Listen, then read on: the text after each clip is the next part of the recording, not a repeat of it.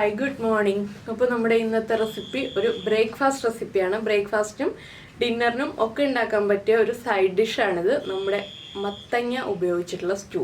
അപ്പോൾ നിങ്ങൾ വിചാരിക്കുന്ന മത്തങ്ങ സ്റ്റൂ അതെന്താണ് എന്നുള്ളത്.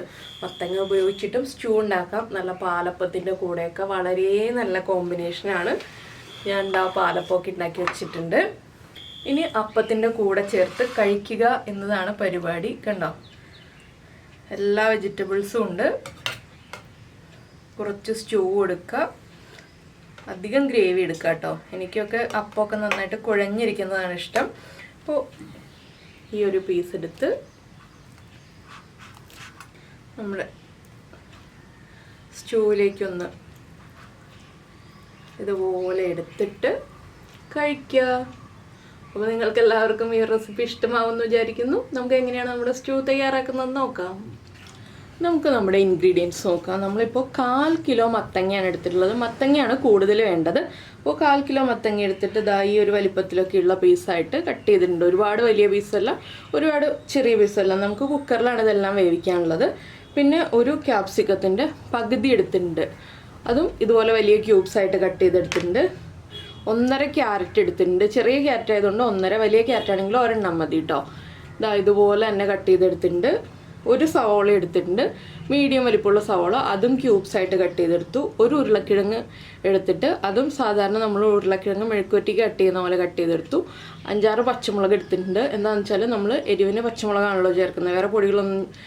വേറെ എരിവിനായിട്ട് പൊടികളൊന്നും ചേർക്കില്ല. അതുകൊണ്ട് പച്ചമുളകിൻ്റെ എരിവ് ഉണ്ടാവുള്ളൂ. അപ്പോൾ നിങ്ങളുടെ കയ്യിലുള്ള പച്ചമുളകിൻ്റെ എരിവനുസരിച്ച് എത്ര ഉണ്ടെന്ന് തീരുമാനിക്കുക. പിന്നെ നമുക്കിതിലേക്ക് വേണമെന്നുണ്ടെങ്കിൽ കോളിഫ്ലവർ ചേർക്കാം, ഫ്രോസൺ പീസ് ചേർക്കാം. അതൊക്കെ നിങ്ങളുടെ ഇഷ്ടമാണ്. നിങ്ങളുടെ കയ്യിലുള്ള വെജിറ്റബിൾസ് ഏതൊക്കെയാണോ അതൊക്കെ നമ്മുടെ സ്റ്റൂവിൽ ചേർക്കാൻ പറ്റുന്നതാണെങ്കിൽ ചേർക്കാം. അപ്പോൾ മെയിനായിട്ട് മത്തങ്ങ കൂടുതലായിരിക്കണം എന്നുള്ളതാണ്. ഇനി നമുക്ക് വേണ്ടത് നമ്മുടെ സ്പൈസസ് ആണ്. ഇത് പെരിഞ്ജീരകമാണ്. 1/4 ടീസ്പൂൺ പെരിഞ്ജീരകം, നമ്മുടെ വലിയ ജീരകം എടുത്തിട്ടുണ്ട്. 1/4 ടീസ്പൂൺ കുരുമുളക് എടുത്തിട്ടുണ്ട്. ഒരു 3 ഏലക്ക എടുത്തിട്ടുണ്ട്. 7 ഗ്രാമ്പു, അതുപോലെ തന്നെ 2 പീസ് പട്ട. വലിയ പീസല്ല, അധികം ബലമുള്ള പീസും അല്ല.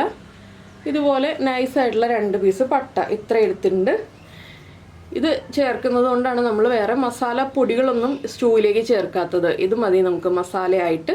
അപ്പോൾ നമുക്ക് ആദ്യം കുക്കറിൽ റെഡിയാക്കി തുടങ്ങാം. പിന്നെ വേണ്ടത് 1-2 കാര്യങ്ങളും കൂടി ഉണ്ട്. മല്ലിയിലയും കറിവേപ്പിലയും. മല്ലിയില ഇല്ലെങ്കിലും കുഴപ്പമില്ല, കറിവേപ്പില നിർബന്ധമായിട്ടും ചേർക്കണം. അപ്പോൾ നമുക്കൊരു കുക്കർ എടുത്തിട്ട് അതിലേക്ക് എല്ലാം ഓരോന്നായിട്ട് ചേർത്ത് കൊടുക്കാം. ആദ്യം കുക്കർ ഒന്ന് ചൂടാക്കി എടുക്കട്ടെ. അപ്പോൾ നമ്മൾ നമ്മുടെ സ്റ്റൂ റെഡിയാക്കാനായിട്ട് ഒരു കുക്കർ എടുത്തിട്ടുണ്ട്. കുക്കറിലേക്ക് നിങ്ങൾക്ക് വെജിറ്റബിൾ ഓയിൽ വേണമെങ്കിൽ ചേർക്കാം. ഞാനിപ്പോൾ വെളിച്ചെണ്ണയാണ് ചേർക്കുന്നത്. പിന്നെ ഈ ഒരു സ്റ്റൂ മത്തങ്ങ മാത്രം ചേർത്തിട്ട് ഉണ്ടാക്കാം കേട്ടോ. മത്തങ്ങയും കുറച്ച് സവോളയും മാത്രം ചേർത്തിട്ട് ഉണ്ടാക്കാം. നമ്മുടെ കയ്യിൽ വേറെ കഷ്ണങ്ങളൊന്നും ഇല്ലയെന്നുണ്ടെങ്കിൽ മത്തങ്ങ സവോളയും മാത്രം മതി. പിന്നെ കഷ്ണങ്ങളൊക്കെ ഉള്ളപ്പോൾ എല്ലാവർക്കും കൂടുതൽ ഇഷ്ടമാവും. അതുകൊണ്ടാണ് നമ്മൾ കൂടുതൽ കഷ്ണങ്ങൾ ചേർത്തിട്ട് ഉണ്ടാക്കുന്നത്. ഇപ്പോൾ വെളിച്ചെണ്ണ ഒന്ന് ചൂടായി തുടങ്ങിയിട്ടുണ്ട്. നന്നായിട്ട് ചൂടായിട്ട് ഗ്രാമ്പൊക്കെ ഇട്ടിട്ടുണ്ടെങ്കിൽ നമ്മുടെ മുഖത്തേക്ക് പൊട്ടിത്തെറിക്കാൻ സാധ്യതയുണ്ട്. അതുകൊണ്ട് ചെറിയ ചൂടിൽ തന്നെ ഇട്ട് കൊടുക്കുക. ഇതൊന്ന് ഇളക്കി കണ്ടോ, കുരുമുളകും ഗ്രാമ്പും ഒക്കെ വീർത്ത് വരുന്നുണ്ട്, പൊട്ടി തുടങ്ങുന്നുണ്ട്. ഇതൊരുപാട് പൊട്ടി ഇതാവാൻ നിൽക്കുന്നില്ല. നമുക്കിതിലേക്ക് നമ്മുടെ കട്ട് ചെയ്ത് വച്ചിരിക്കുന്ന വെജിറ്റബിൾസ് ആഡ് ചെയ്യാം. നമ്മുടെ സവോളയും ക്യാരറ്റും അതുപോലെ തന്നെ മത്തങ്ങയും ചെറിയ ഫ്ലെയിമിൽ വെക്കുന്നത്. ഇങ്ങനെ എല്ലാ വെജിറ്റബിൾസൊക്കെ ചേർത്ത് കൊടുക്കുമ്പോൾ പിന്നെ നമ്മൾ ചേർക്കുന്നത് നമ്മൾ കട്ട് ചെയ്ത് വെള്ളത്തിലിട്ട് വെച്ചിരുന്ന ഉരുളക്കിഴങ്ങാണ്. ഇനി ഇതിലേക്ക് ചേർക്കുന്നത് പച്ചമുളക്.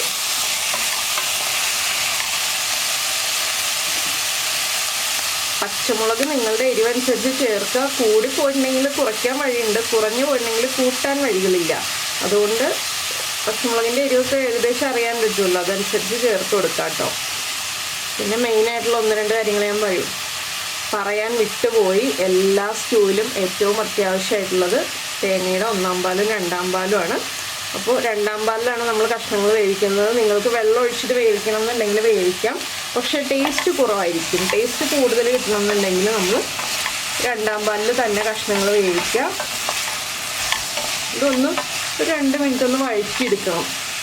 ആ എണ്ണയും മസാലകളും എല്ലാം നമ്മുടെ കഷ്ണങ്ങളിലേക്കൊന്ന് പിടിച്ചു വരണം. അതിനായിട്ടൊന്ന് വഴറ്റിയെടുക്കുക. ഇനി ഇതിലേക്ക് നമ്മൾ ഒരു തണ്ട് കറിവേപ്പിലയും കൂടി ചേർക്കുന്നുണ്ട്.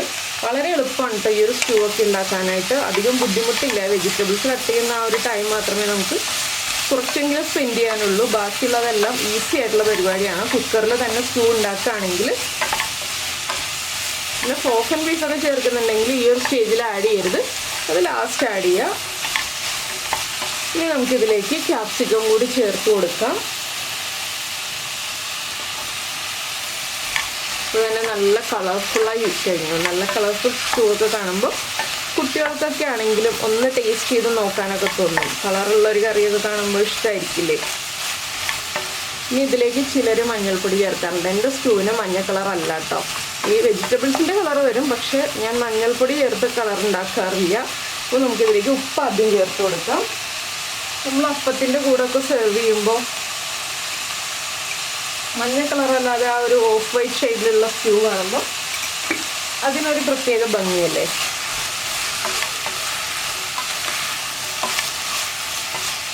ഇനി നമുക്കിതിലേക്ക് തേങ്ങാപ്പാൽ ചേർത്ത് കൊടുക്കാം. ഈ വെജിറ്റബിൾസിൻ്റെ ഒപ്പം നിൽക്കുന്ന രീതിയിൽ നമുക്ക് തേങ്ങാപ്പാൽ ചേർക്കാം. എന്താണെന്ന് വെച്ചാൽ ഒരുപാട് പാലായിട്ടുണ്ടെങ്കിൽ കുക്കറിൽ നിന്ന് തെറിച്ചു പോകും. അപ്പോൾ ഇതെല്ലാം ചേർത്ത് നിങ്ങളുടെ കുക്കറിന് എത്ര ടൈം എടുക്കും എന്നുള്ളതനുസരിച്ച് കുക്കറിൻ്റെ വിസിലെടുത്ത് ഞാനിപ്പോൾ 2 വിസിൽ വരുന്നത് വരെയാണ് ഇത് വേവിക്കാൻ പോകുന്നത്. 2 വിസിൽ വരുമ്പോൾ അത്യാവശ്യം കഷ്ണങ്ങളൊക്കെ ഒന്ന് ഉടഞ്ഞു തുടങ്ങും. ആ രീതിയിലാണ് വേവിക്കുന്നത്. 1 വിസിൽ വരെ ആയാലും മതി. അപ്പോൾ കൂടുതൽ നന്നാവാനാണ് 2 വിസിൽ വരുന്നത് വരെ വേവിക്കുന്നത്. ഇനി ഇതൊന്ന് അടച്ചു വയ്ക്കുക. 2 വിസിൽ വരുന്നത് വരെ വേവിക്കുക. എത്ര ഈസിയാണല്ലേ പരിപാടി. ഇനി പിന്നെ വളരെ ചുരുക്കം കാര്യങ്ങളെ നമുക്ക് ചെയ്യാനുള്ളൂ. അപ്പോൾ ഇത് പ്രസ്റ്റീജിൻ്റെ കുക്കറാണ് കേട്ടോ. പ്രസ്റ്റീജിൻ്റെ ഈ ഒരു മോഡൽ പ്രഷർ കുക്കർ കുറേ ആളുകൾ ഞാൻ ഈ കുക്കറിൽ കറി ഉണ്ടാക്കുമ്പോൾ ചോദിക്കാറുണ്ട് ഇത് ഏത് കുക്കറാണ്, ഏത് മോഡലാണെന്നൊക്കെ. അപ്പോൾ പ്രസ്റ്റീജിൻ്റെ മോഡലിൻ്റെ പേരൊന്നും എനിക്കറിയാനില്ല. പിന്നെ എന്താണെന്ന് വെച്ചാൽ ഇതിൻ്റെ ഒരു കംപ്ലൈൻറ്റ് ഞാൻ പറഞ്ഞുതരാം. ഇവിടുത്തെ ഈ ഒരു ലിഡ് ഉണ്ടായിരുന്നു, ലിഡല്ല ഒരു കവർ ഉണ്ടായിരുന്നു. ആ കവർ ഉപയോഗിച്ച് കുറച്ച് ദിവസം കഴിഞ്ഞപ്പോൾ തന്നെ പൊട്ടിപ്പോയിട്ടോ. ആ ഒരു പ്രശ്നം മാത്രമേ ഉള്ളൂ കുക്കറിന്. കുക്കർ നല്ല കുക്കറാണ്. നമുക്കിപ്പോൾ ബീഫൊക്കെ വേവിക്കാനൊക്കെ ആണെങ്കിൽ നല്ല കുക്കറാണ്. അധികം സമയം എടുക്കാതൊക്കെ കുക്കായി കിട്ടും. അപ്പോൾ എത്ര ലിറ്റർ ആണെന്നുള്ളത് ഞാൻ ഓർക്കുന്നില്ല കേട്ടോ. അപ്പോൾ ബ്രാൻഡ് മാത്രമേ ഞാൻ പറഞ്ഞേ ഉള്ളൂ. ഇനി നമ്മുടെ കഷ്ണങ്ങളൊക്കെ ഒന്ന് കുക്കായി വരട്ടെ. ഇപ്പോൾ നമ്മുടെ കുക്കർ 2 വിസിൽ വന്നു. പ്രഷറൊക്കെ കംപ്ലീറ്റ് പോയി. നമുക്കിത് തുറക്കാം. ഇത് കണ്ടോ, എല്ലാം നന്നായിട്ട് കുക്കായിട്ടുണ്ട്. തേങ്ങാപ്പാൽ ചേർത്തുകൊണ്ടാണ് ഇതുപോലെ ഇരിക്കുന്നത്. അത് എപ്പോഴും ഇതുപോലെ തന്നെ ഇരിക്കുള്ളൂ.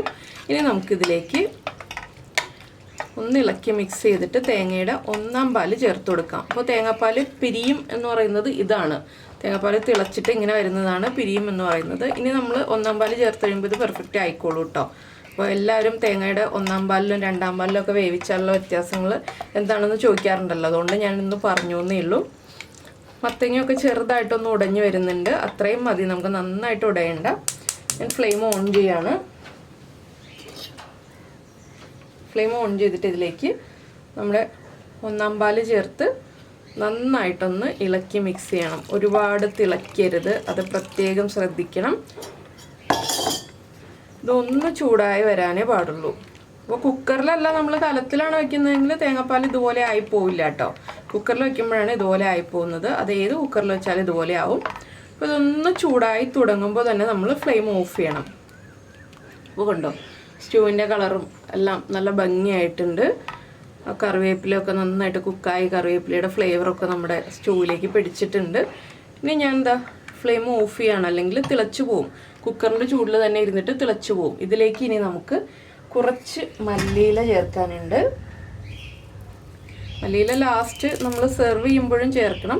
അതുപോലെ തന്നെ ഇടയ്ക്കൊന്ന് ചേർത്ത് കൊടുക്കണം കേട്ടോ. അപ്പോൾ മല്ലിയിലയുടെ ഫ്ലേവറൊക്കെ നന്നായിട്ട് പിടിച്ചു വരും നമ്മുടെ സ്റ്റൂവിലേക്ക്. സ്റ്റൂവിൽ മല്ലിയില ചേർത്താൽ ഒരു പ്രത്യേക ടേസ്റ്റാണ്. അപ്പോൾ നിങ്ങൾ മല്ലിയില ചേർക്കാതെയാണ് സ്റ്റൂ ഉണ്ടാക്കുന്നതെങ്കിൽ മല്ലിയില ചേർത്തിട്ടും കൂടി ഒന്ന് സ്റ്റൂ ഉണ്ടാക്കി നോക്കിക്കോളൂ. അതിൻ്റെ ടേസ്റ്റ് ഒന്ന് വേറെ തന്നെയാണ്. പിന്നെ ഇതിലേക്ക് നമുക്ക് കുറച്ച് കാര്യങ്ങളും കൂടി ചെയ്യാനുണ്ട്. അതെന്താണെന്ന് വെച്ചാൽ നമുക്കൊന്ന് വറവിടാനുണ്ട്. ഇത് ഓപ്ഷണലാണ്. താല്പര്യമുണ്ടെങ്കിൽ ചെയ്യാം, താല്പര്യമില്ലെങ്കിൽ വേണ്ട കേട്ടോ. താല്പര്യമുണ്ടെന്നുണ്ടെങ്കിൽ നമ്മുടെ സ്റ്റൂവിൻ്റെ ടേസ്റ്റ് കൂടും, അത് മാത്രമേ ഉള്ളൂ. അപ്പോൾ ഞാൻ ഈ മല്ലിയില ചേർത്തത് വെച്ചിട്ട് നിങ്ങൾക്ക് ഫ്ലെയിം ഓഫ് ചെയ്യാം. അപ്പോൾ നമ്മുടെ സ്റ്റൂ കുറുകാൻ വേണ്ടിയിട്ടൊന്നും നമ്മളൊന്നും ചേർക്കുന്നില്ല കേട്ടോ. അത് തനിയെ ഇരുന്ന് കുറുകും. ഒരു 2-3 പീസ് മത്തങ്ങയും 2-3 പീസ് ഉരുളക്കിഴങ്ങൊക്കെ ഒന്ന് ഉടച്ച് ചേർത്ത് വരുമ്പോൾ നമ്മുടെ സ്റ്റൂ കുറുകി വന്നോളും ചൂട് മാറി വരുമ്പോൾ. അല്ല നമ്മൾ വേറെ ഒന്നും എക്സ്ട്രാ കോൺഫ്ലോറോ മൈദപ്പൊടിയോ ഒന്നും കലക്കി ചേർക്കേണ്ട ആവശ്യമില്ല. അപ്പോൾ നമ്മുടെ പാൻ ഒന്ന് ചൂടാവട്ടെ. ഇതിലേക്ക് നമുക്ക് വീണ്ടും കുറച്ച് വെളിച്ചെണ്ണ ഒന്ന് ഒഴിച്ചു കൊടുക്കാം. നെയ്യിൽ ചെയ്യാം, വെളിച്ചെണ്ണയിൽ ചെയ്യാം. ഞാനിപ്പോൾ വെളിച്ചെണ്ണയിൽ തന്നെ ചെയ്യുന്നേ ഉള്ളൂ. പിന്നെ സ്റ്റൂവിന് ടേസ്റ്റ് കൂട്ടാൻ നമ്മൾ ഈ വറവിട്ട് കഴിയുമ്പോൾ ഒരു കാര്യവും കൂടി ചെയ്യാം കേട്ടോ. എന്താണെന്ന് വെച്ചാൽ അതും കൂടി ചെയ്താലാണ് നമ്മുടെ സ്റ്റൂ പെർഫെക്റ്റ് ആവുക.